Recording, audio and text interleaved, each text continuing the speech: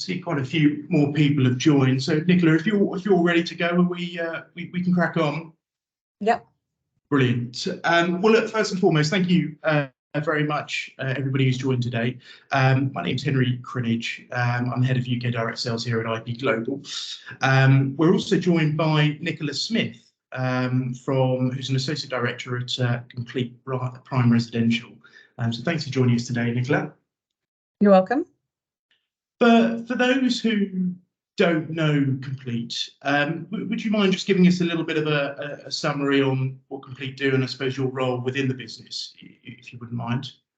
Yeah, sure. So I'm head of UK regions at Complete. For those that don't know, we do everything. So we're a one-stop shop for landlords. So post-completion on a new build or post-completion of a sale, even if it's an already existing unit, we will deal with handovers, we will deal with the snagging of the property, we'll deal with warranties, we'll deal with furnishing the property, finding a tenant, managing that tenancy, renewing tenancies, finding new ones, reselling the unit if you want to do that. As I said, everything. Brilliant, thank you. Well, look, as I did say at the start, today's webinar is about the rental market. So here's the agenda, and then we've also got the opportunity to ask any questions or queries anybody may have at the end of that between Nicola and myself. So we've got 5 points to cover today. So the emerging new trends in the property market. We then follow on with how to maximise property yield, knowing your tenant profile, building that tenants love, a look at the most in-demand properties, some of the sort of portfolio we've done historically, and marry that up actually with a few new developments that we have recently launched and have on our portfolio now. And as I mentioned earlier, any questions or queries that come to mind that either myself or Nicola can answer. So Nicola's obviously very kindly given us a little bit of a debrief on what Complete do. So Complete is a sister company of IP Global. So IP Global, for those who don't know, we've been trading since 2005. During that time, we've sold in excess of 6,000 properties. So we are predominantly, in the most part, a property investment company. So we are advising clients looking to build wealth through property. We've got developments spanning over across 18 countries in 15 capital cities. And actually, I suppose what sets us differently to a lot of businesses out there, we do co-invest in our schemes. So in sort of simple terms, we've got skin in the game. We are financially dependent on sort of the success of the investment that we are selling. So it is in our interest, obviously, you know, for any development that we launch, and we will cover it a little bit later when just talking about our sort of investment team and our, you know, our sort of back office team, that we really do significant due diligence on anything that we launch. And I suppose, you know, that's why we are able to talk about the success that we do have. But of course, any questions on, you know, IP Global or Complete, you know, Nicola and myself, details will be at the end of the presentation. So we're more than happy for you to get in contact. So slide one, Nicola, emerging trends in the property market. There's no doubt, obviously, you know, the rental side of things is in the press a great deal at the moment. So obviously it'd be good just to get a little bit of insight, if you don't mind, on some of the some of the icons and topics below. Yeah, sure. So yes, the rental market is in the press. I'd say booming. Most people are experiencing, but we have seen some trends across this year start to emerge. So with the new builds, we've seen them quite clearly separating into brackets of a focus being on location versus the type of new build, the amenities that are within it. So where developers are finding those tiny plots of land that are in the city centre, obviously they're going up and they don't offer much within them because of the space limitations. The other builds that we're seeing kind of slightly further out of the city centre in new emerging areas, we're seeing them much more similar to a PRS, a private rented sector type build, where they have swimming pools and gyms and work from home spaces, cinema rooms. They're trying to create communities for the tenants that are within them. which is great because what's coming to the market is nice for us to deal with, and tenants like it.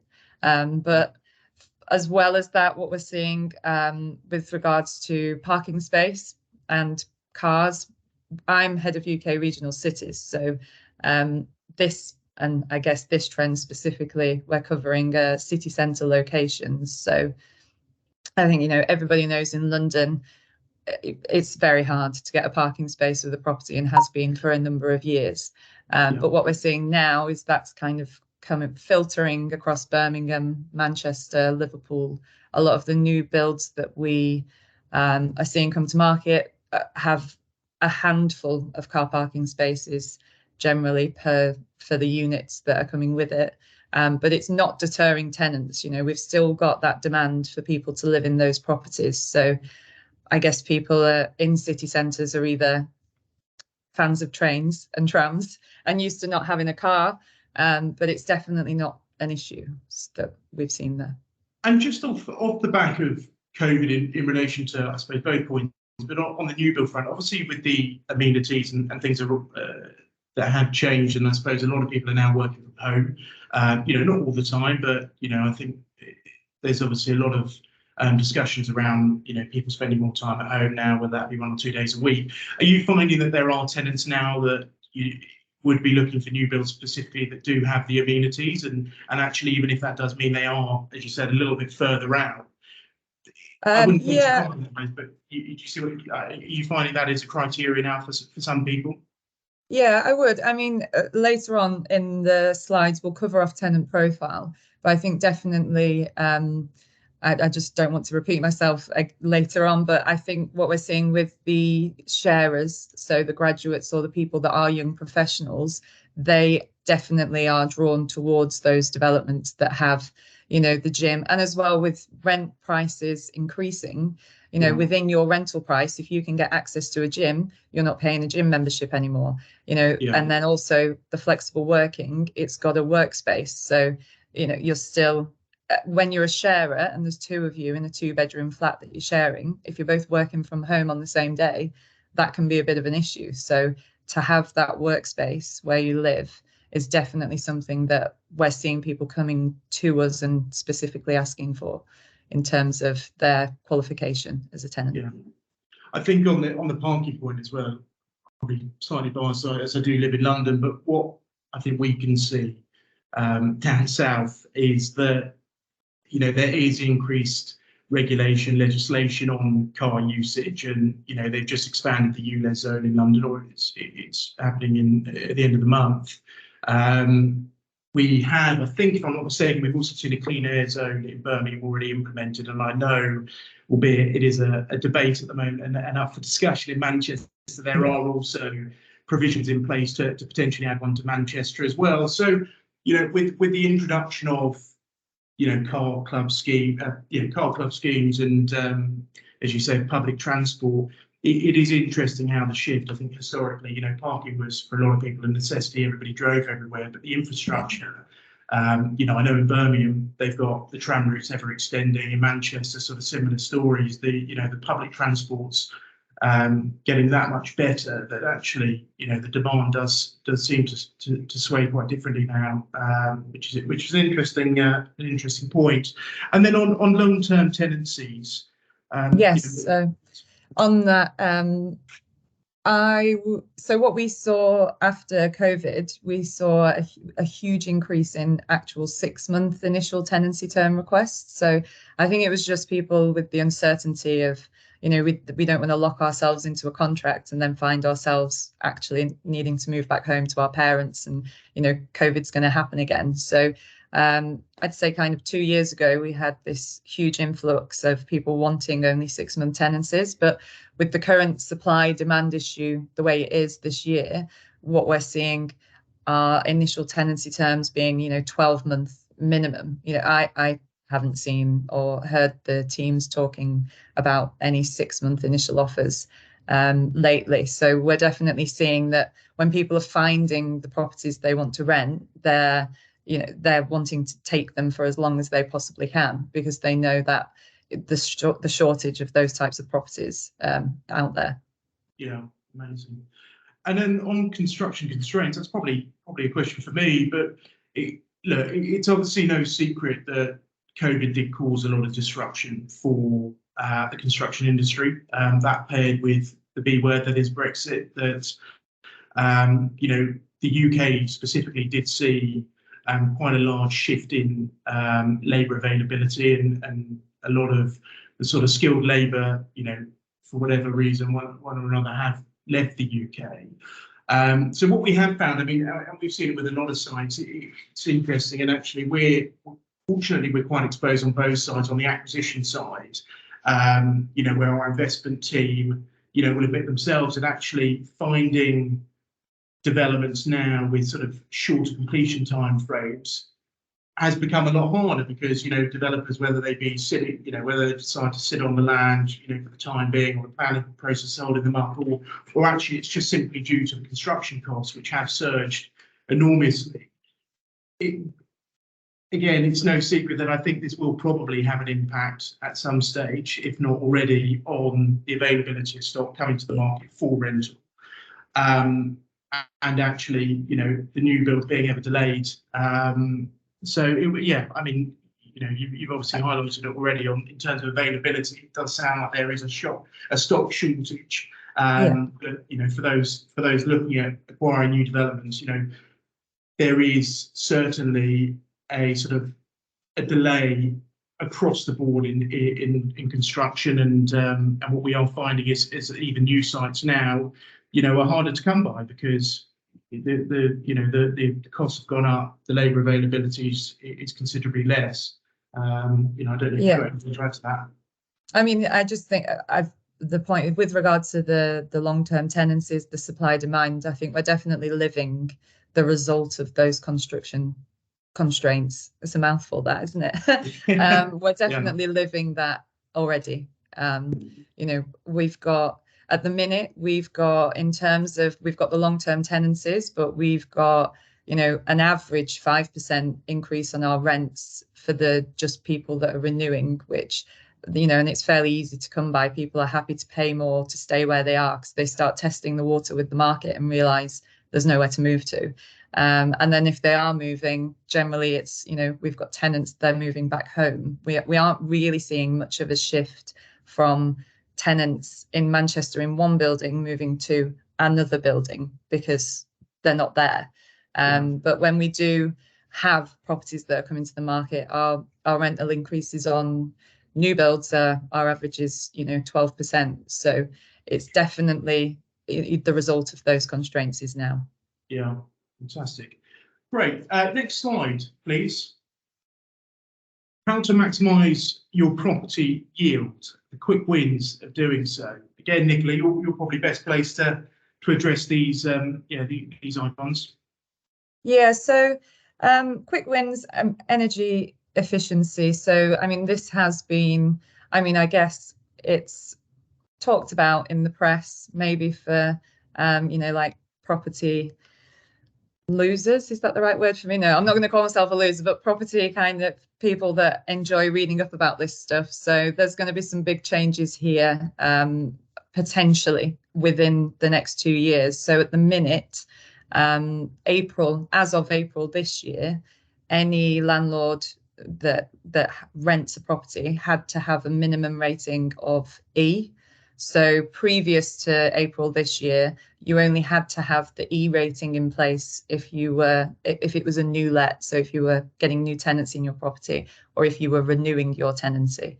But as of April this year, just for any landlord with any tenant in his property, his rating legally needs to be E, which for all new builds, that's absolutely fine. They'll all be that rating. But for older properties, and for maybe some landlords that don't have a professional agent, there's probably a few of them that will have properties that have a rating lower than E and won't know about that legislation. And then also, so proposed, this isn't a definite, but it's proposed. So by 2025, they're wanting to bring that rating up to a C.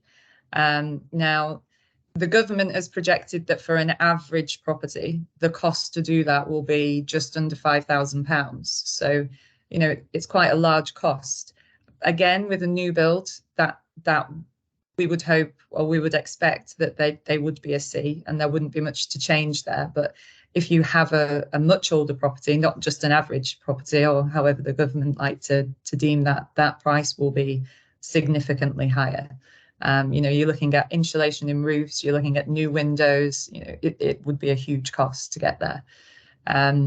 So definitely making sure, you've got a new build would cover a lot of that legislation and definitely take the sting out of some of that cost that's going to come in the future.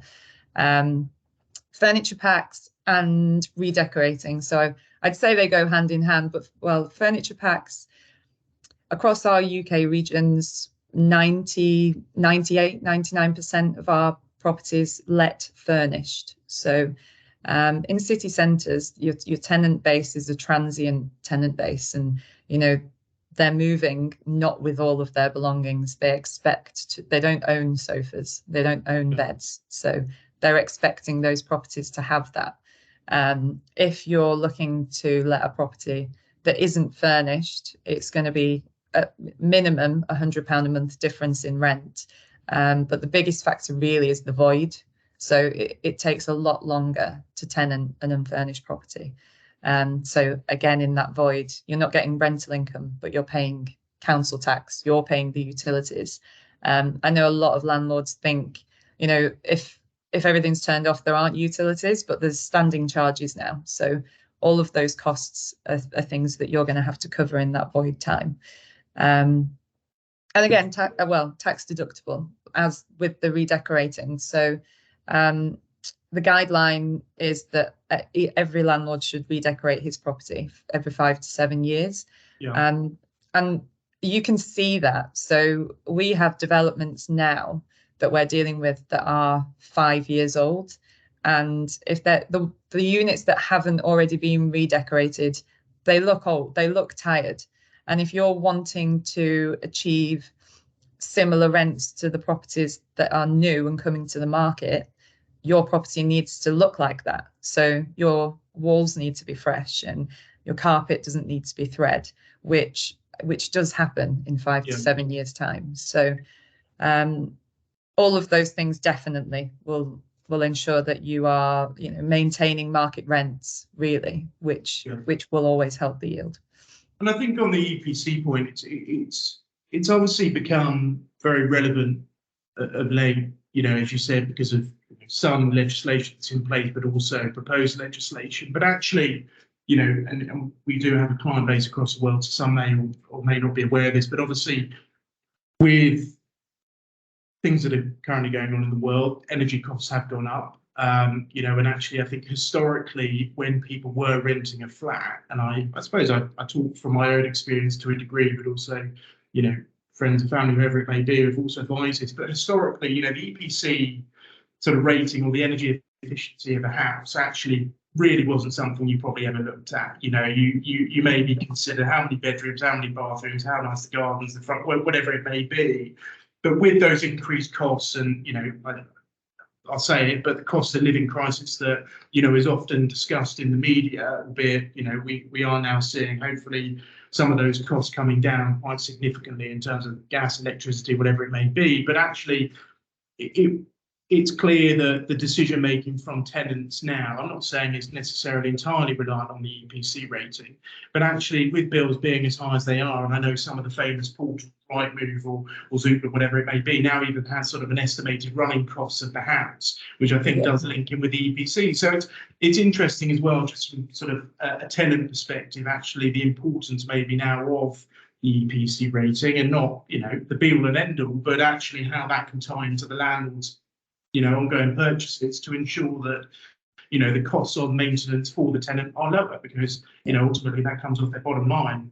Yeah, I mean, historically, you would always get a tenant kind of saying, what council tax band is it? What's the band? Where do I live? And, I used to live in Putney, which was Wandsworth, so it was great. So I paid nothing. That's, one way to kind of live in London and keep your costs down. But now we get asked, what will what does the current tenant pay in electricity? That is a very common question that we get asked by new tenants. Yeah. Or I know my team, if they're on viewings, that is what they will ask tenants when they're in the property, if it's a viewing that's taking place with the current tenants there. So it's definitely something that tenants look at.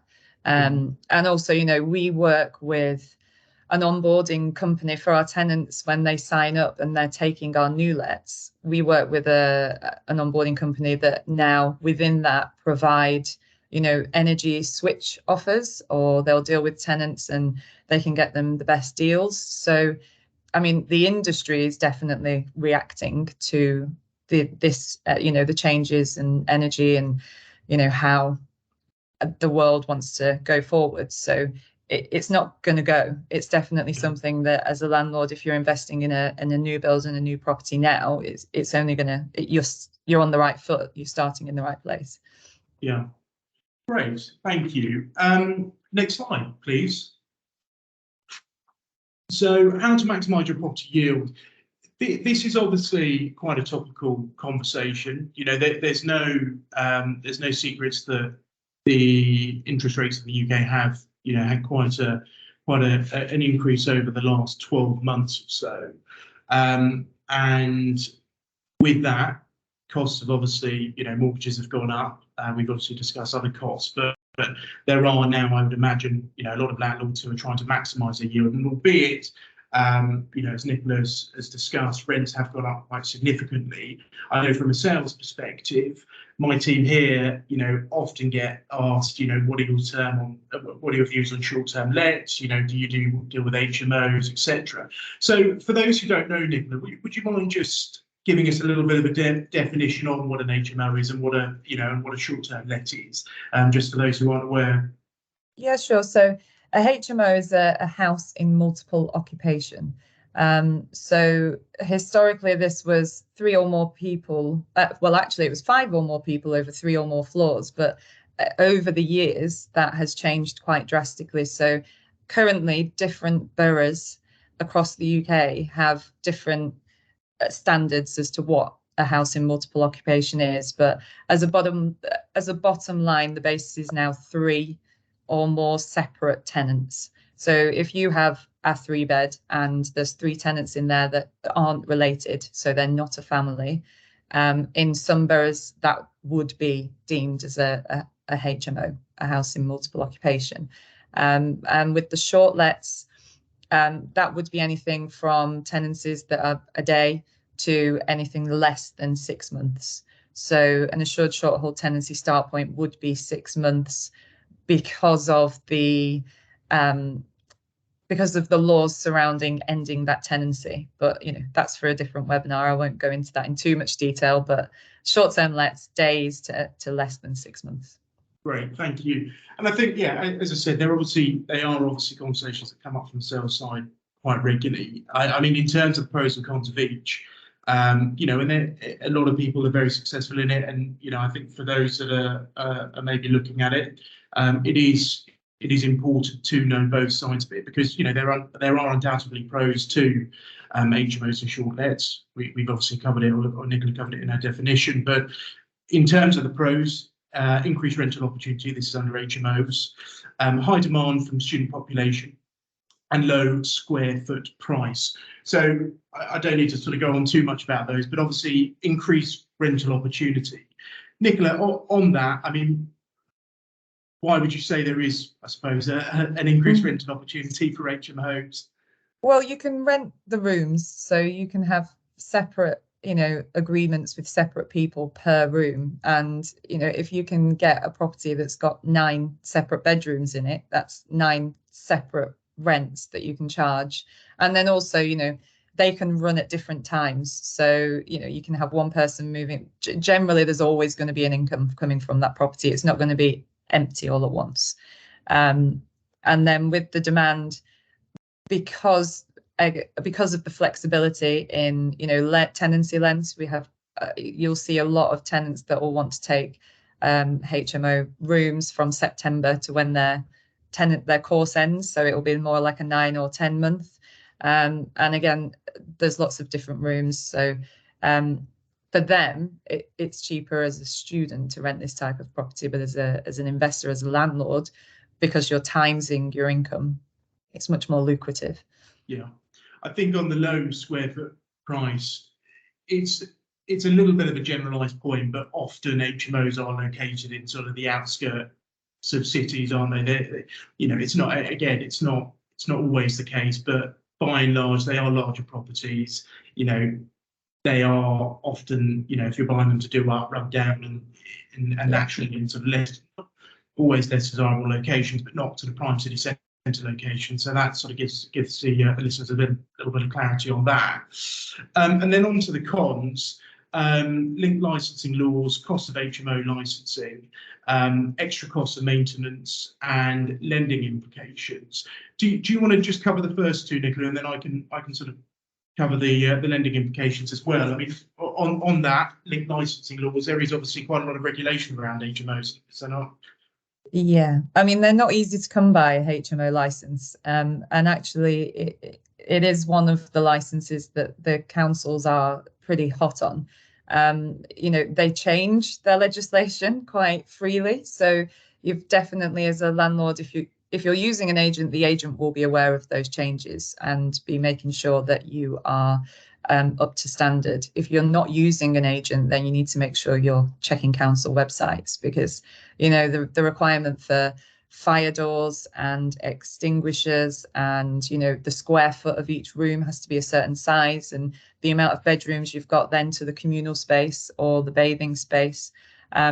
There's a lot to cover with the HMO, and then also you have to purchase and pay for the application and then the license. So there's a pretty hefty cost, not only in getting the property up to standard to be able to achieve the license, but then paying for the license itself once you have it, which generally is 10 years, and then you've got to renew it again.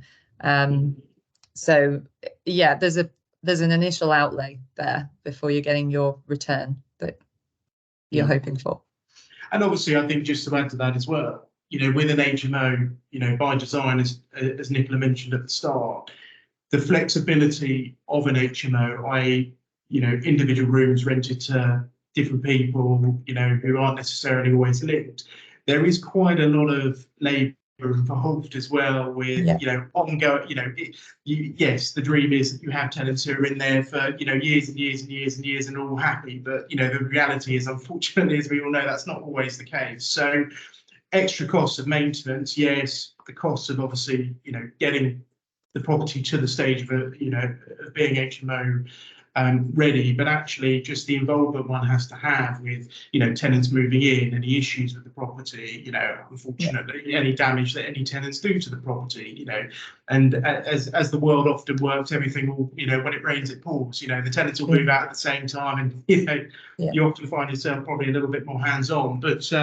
fine. And then on the lending implication front, I mean, I don't want to sort of stress on this too much, but interest rates have gone up. It is something that everybody's aware of, and actually HMOs don't often fall under your standard buy-to-let mortgage. So, we've mentioned the costs that you do incur when getting yourself, up and ready with an HMO, unless you're buying one, obviously, that's already done. But actually, if you are looking to source lending, often the rates that you will be eligible for will be higher than those of a standard buy-to-let. And actually, as you are then looking into sort of commercial mortgage territory, there is increased scrutiny more often than not on, whether said landlord or applying landlord is actually, in the right position to take this on. So it's obviously got its pros, but people must also be aware of the cons as well. And with interest rates on an AST expected now, whether or not those offset are ultimately up to the decision, obviously up to the person who's making that decision. But it's certainly something that we come across a lot. And short lets, obviously Nicola has defined that, but I'll quickly go through the pros. High daily rate of income. I think that is really off the back of it's quite comparable to a hotel, you know, Yeah. to a degree. People are in and out, you know, sometimes, as you said, you get longer tenancies, whether somebody's on contract for 3 months, whatever it may be. But at the same time, you're also opened up to, dare I say, stag do's, hen parties, you know. Yeah. So with that, you know, as it is a shorter period of stay, you often pay a higher rate. Appeal for corporate tenants. I've obviously mentioned one sort of case with any parties if they do, but actually on the flip side of that, you know, you can get corporate tenants who are, you know, here for extended stays and don't want to be in a hotel. Increased flexibility. You're in control. Simple as that. I suppose, you know, you decide when or not to rent it or leave it empty. And then on the cons, freehold and council approval, extra cost of maintenance and lending implications. On the freehold and council approvals, Nicola, do you have any sort of comments on that? Yes, so council approvals, again, it's with the HMOs, it varies per borough. So in Manchester, up here, it's fine at the minute, crack on. You can do your short lets, but there's definitely boroughs of London where you cannot let your property on a short let basis. And previously, when I was based in London and dealt with London properties, this was quite a few years ago, the councils were hot on that. They would definitely know if you were short letting your property.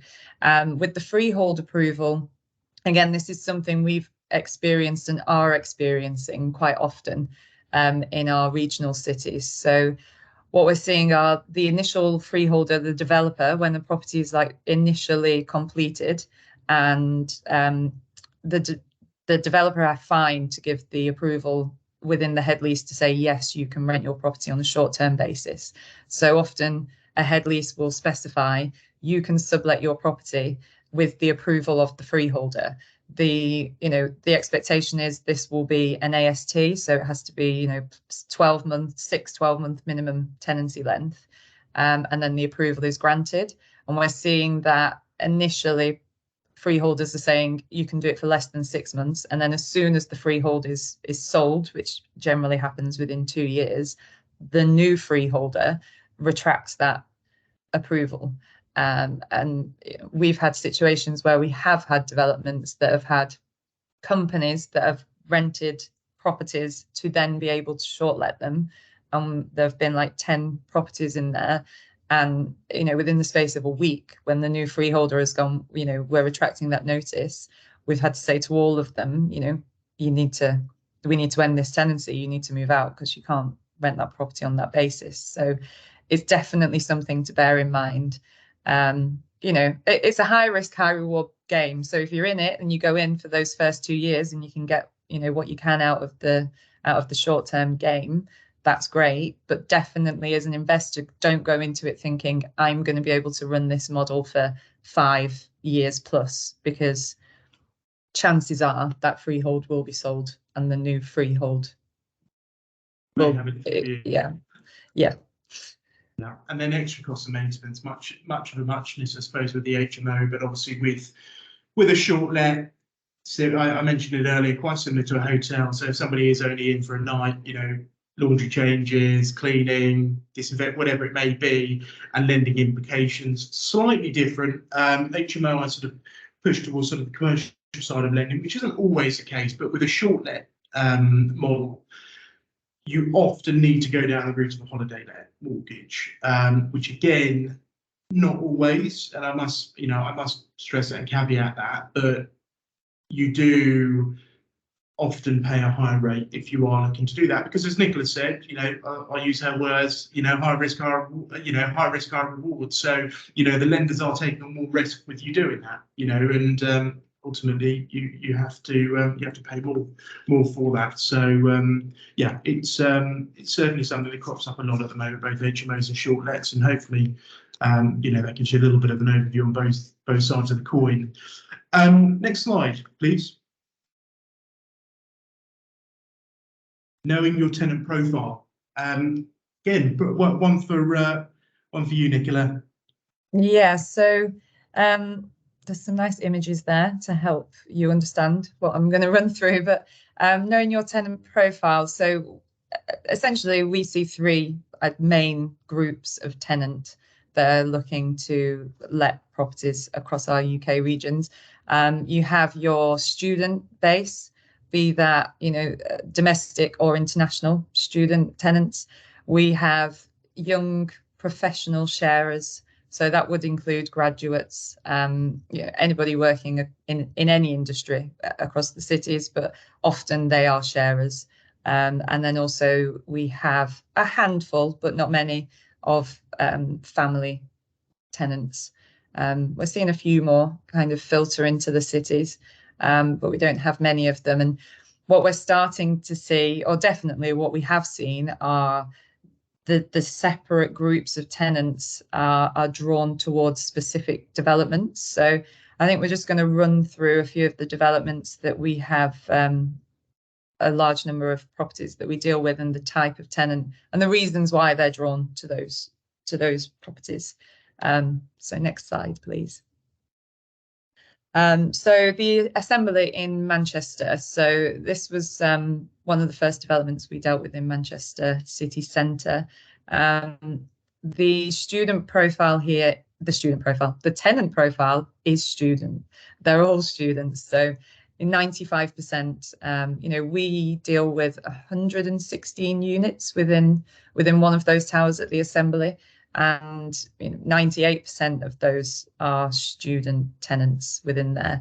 And I'd actually go as far as to say, of that 98%, 80-90% of them are international students.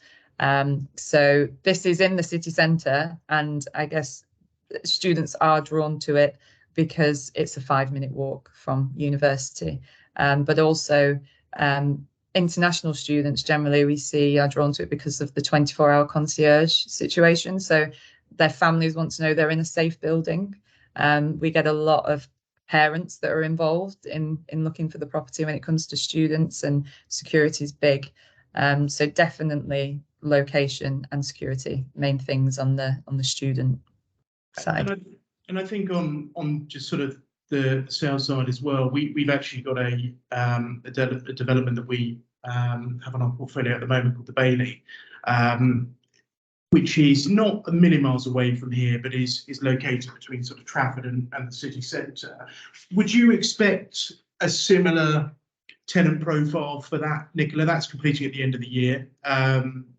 And actually, we, in terms of the investment case for it, we think it's incredibly strong. And I mean, just looking at the numbers here from, when we launched the Assembly, entry level prices, where it says launch prices to current sales prices, have obviously gone up quite a considerable number. So, the investors in there have done very well. But I mean, just on the rental side for the Bailey, as I said, which is completing at the end of the year, would you say that the demand's going to be incredibly strong? Would you say it's a similar tenant profile?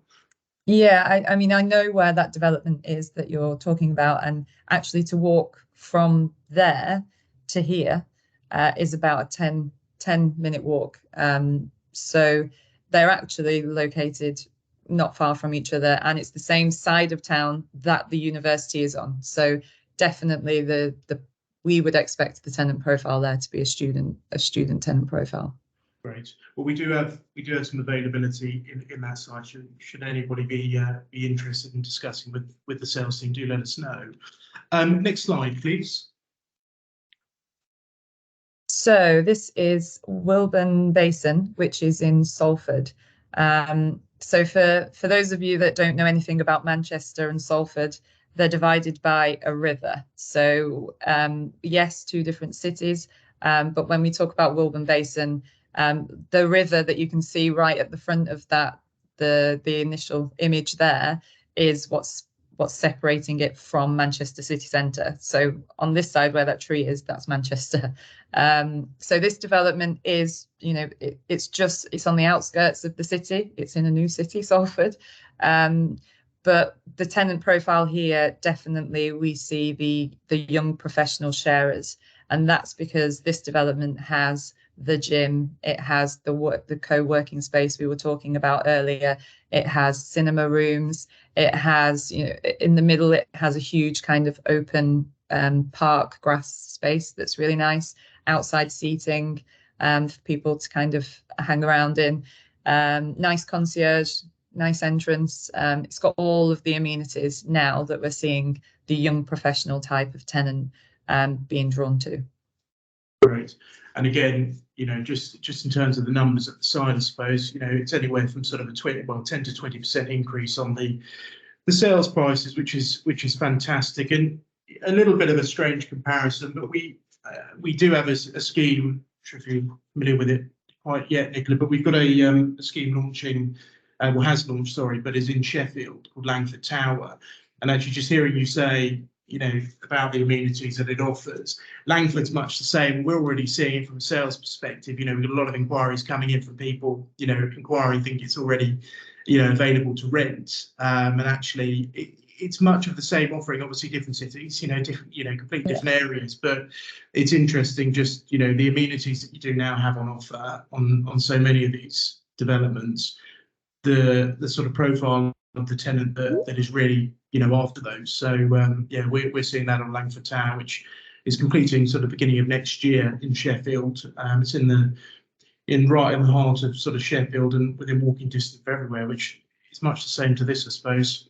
Yeah, definitely. I mean, this I am aware of the development Langford Tower, and there are quite big similarities. Like even there's a lot of balconies on Wilburn. I think there's a lot of balconies on Langford Tower. So yeah, like young professional sharers, they want that kind of, that's the lifestyle expectation now. Which, as I said before as well, with the cost of living, if you have a gym, you're not paying a gym membership. If you have a swimming pool, it's all within the rent. And yes, it's going up, and it's becoming much more of people's monthly salaries going out on rent. But when you can start to kind of bolt in the amenities that, cinema rooms, not going out on a certain evening, that you'd usually spend your disposable on, it's helping make those rents more palatable, I'd say, to that type of tenant profile. Absolutely. Fantastic. Next slide, please.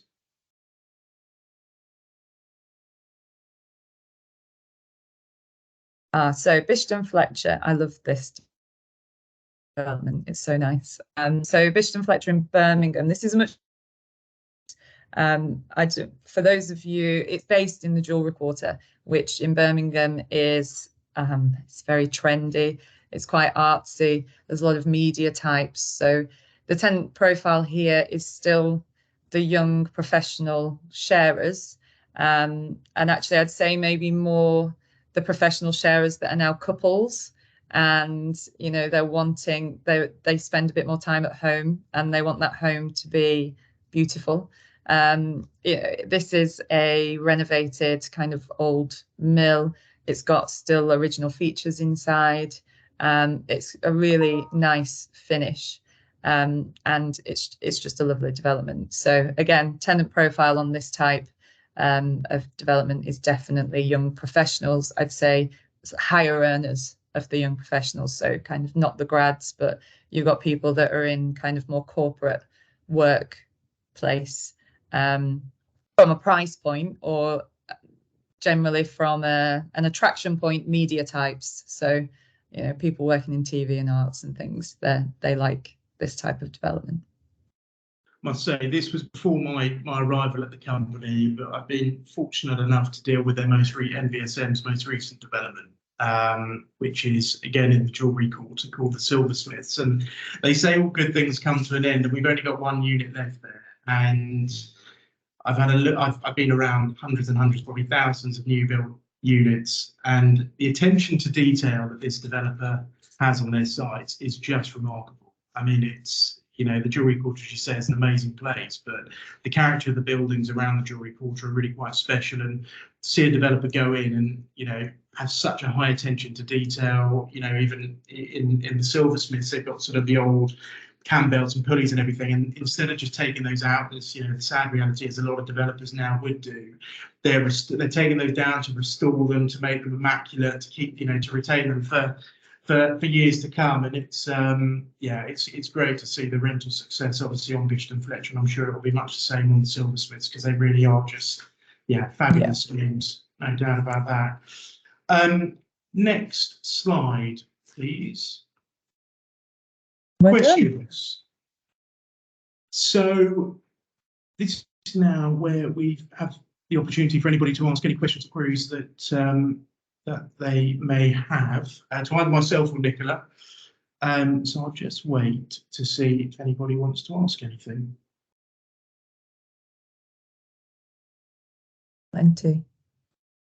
I think we've got one there, and actually, Nicola, this may be one for you. Void periods. Okay, so essentially the question is, void periods. Are you seeing void periods at the moment? Are they back?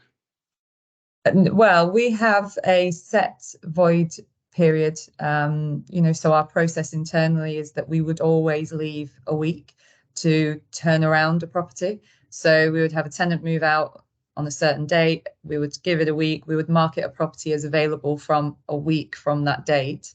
And what we're seeing is that is the void. If we didn't set ourselves that week to be able to make sure we're checking a property, getting it clean, getting it ready for the incoming tenant, there wouldn't be a void. Especially now, we're in summer, so it's definitely in the months that we're in. We've got people that are pushing to say, can I move in even earlier? Like this, I'll move in as soon as that tenant moves out. Doesn't matter if it's been cleaned. So we're not having an issue with voids at the minute. That said, they're seasonal. So again, as an investor, it's probably a point to bear in mind. You don't want your tenancy ending on the 20th of December because, the world stops for a few days over Christmas. So voids are short, across the board, but definitely across the summer months, they don't exist. Amazing.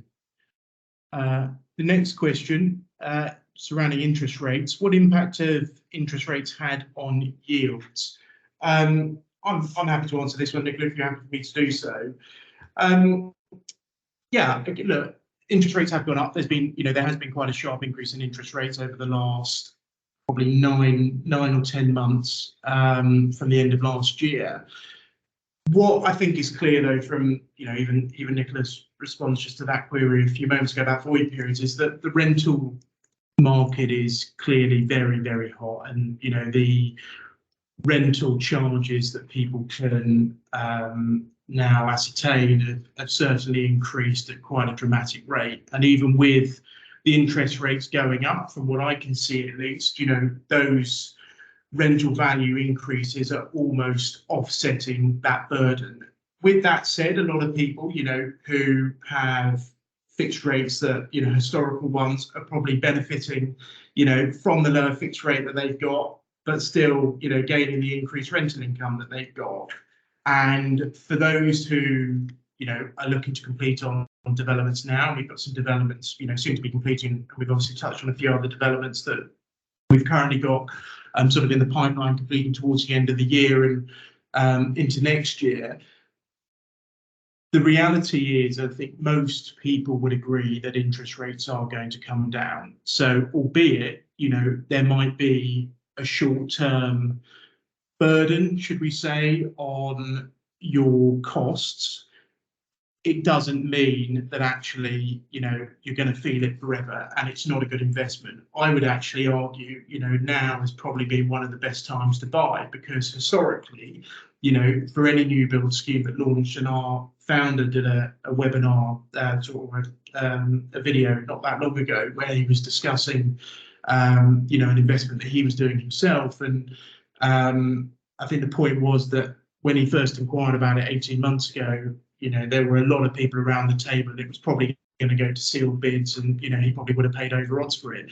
He's still paying what it was valued at 12 months ago or 18 months ago, but the fact is, he's now getting that deal without it going crazy. And yes, he is probably going to have to pay slightly more, on the interest rate side of things, but that is short term. And actually, the rental, values that he's going to be obtaining because of this lack of stock, because of construction delays, because of more people wanting more space, because people spending more time at home, because the demand for new builds has driven up so much, it has meant that actually it is offsetting a lot of it. So not all of it, but as interest rates come down, I think most people would agree that actually you know, the lucrative option that property is will always remain.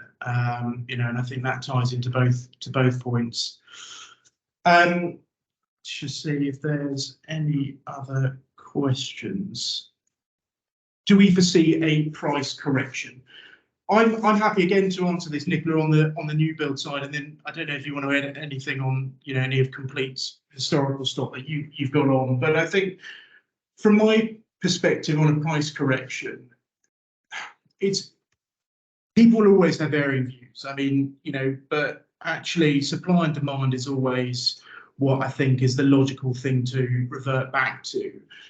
The reality is in the UK at the moment, we are woefully short of our construction targets in terms of how many homes we have to build, and that year on year is getting worse. You know, yes, that marries up quite nicely, I suppose, with COVID and you know the issues that caused with, you know, sites having to close down and also going back further to Brexit and Labour obviously departing the UK. But the reality is we are still not building enough homes, and you know we are an island. There's not any more land. You know, once we sort of hit capacity, we are still going to be well behind how many homes that we need. So how that ties into a price correction, yes, there has been an increase in interest rates, and I think people would struggle to argue that they haven't seen a dip in transaction volumes, but that hasn't had a dramatic impact onto pricing. And I personally can't foresee, and I don't think, Nicola, if you've got any comments on this, but I can't personally see how we can really dip, because the demand's still there. You know, due to obviously the currency, at periods in the last 6-12 months, there has been, you know, great opportunities for foreign investment, you know, and it has meant that actually the UK has become even more attractive for foreign investment, which does mean that there's further strain on the housing crisis. The cost of materials has gone up, the cost of land has gone up, the cost of labour has gone up. So, you know, developers' margins are getting tighter, which, you know, means one thing: they have to increase the costs of what they're selling at. And if they're having to increase the cost of what they're selling at, it's very difficult to see a situation where it's then going to correct the housing market, because the demand's still there, the supply is not there. To do the supply, they have to pay more, and they have to, you know, spend more to get it done. So with that in mind, especially in the locations that we deal and operate in, there is a very strong argument to say that yes, it potentially has plateaued slightly, but in terms of where it's due to go and where it's going to go, one would argue as interest rates start to fall, you know, that market, the first-time buyers, you know, the upsizers will return and going to add further stress onto the market. So I wouldn't say it's dipped, despite obviously, you know, there are articles that say it's sort of dipped by 2, 3, 4, 5%, whatever it may be. We don't see that we've seen a dip, and actually, if anything, all we've seen is obviously less people at the table who are in a position now to buy, benefit from the rental returns that are available to them at the moment. But you know, as more and more people come back to the market, which they inevitably will do, you know, and I don't think we're a million miles away from that. I think we're already seeing a pickup, you know, in August now. We'll see a continued pickup, I assume, you know, for the rest of the year going into next year, where it will be a lot better news. Again, it's just gonna just fuel, you know, add fuel to the fire in terms of the pricing, I suspect. Is there anything you want to add to that, Glenn? No, very well put, I'd say. I mean, I'm going to assume from, you know, the general attendee of this webinar that the question was specifically about sales, but coming at it from a rentals perspective, you know, I've in the 17 years now that I've worked in property and lettings, I've never seen a dip in rental price. So, you know, once the rental price gets to a point and people are used to paying that price, it doesn't drop. So I definitely wouldn't expect a correction at all from a rental point of view. So now, again, going back to the kind of interest question, you know, if you've got an investment property you're looking at now and the numbers just about stack up in terms of the interest and the cash flow and your yields, then again, that rent isn't going to go down. So that's not really a worry you've got to factor in. And if you're keeping that interest rate, the rent's going to go up, which we're expecting, then you're going to be benefiting from it in the long run. Absolutely.